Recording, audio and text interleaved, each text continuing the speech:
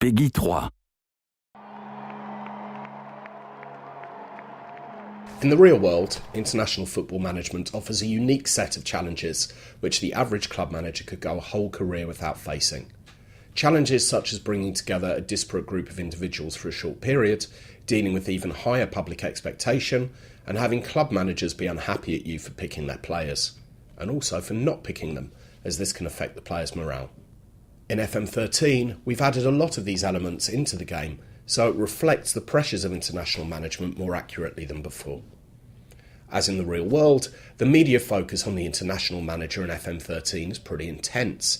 From the moment that qualification begins for an international tournament, right through to your team's exit, glorious or otherwise, the media is on your back to scrutinise every team selection and tactical decision. The press will always be there.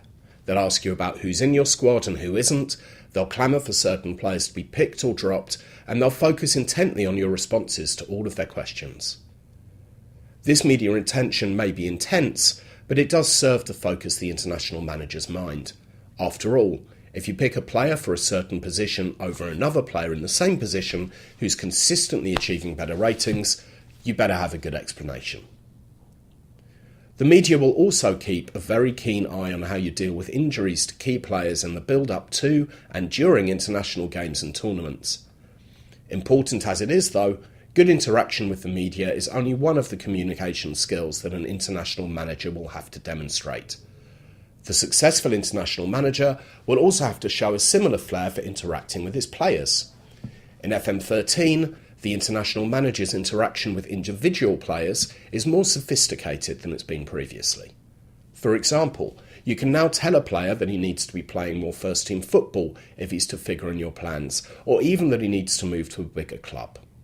You'll also have to deal with players who've been left out of tournament squads, and you can expect those who've played a part in qualifying to be particularly upset if they don't make it onto the plane.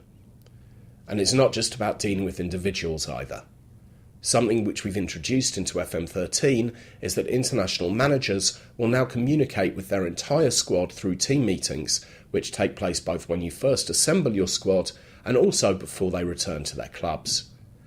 How you handle these team meetings will have a real bearing on how your team performs, and team meetings are also an essential tool for maintaining squad morale during tournaments. Just as in the real world, international management in FM13 is full of pressure, difficult, and possibly not for everyone. However, if you get it right, you could find yourself leading your country to tournament glory. Could there be a better incentive than that?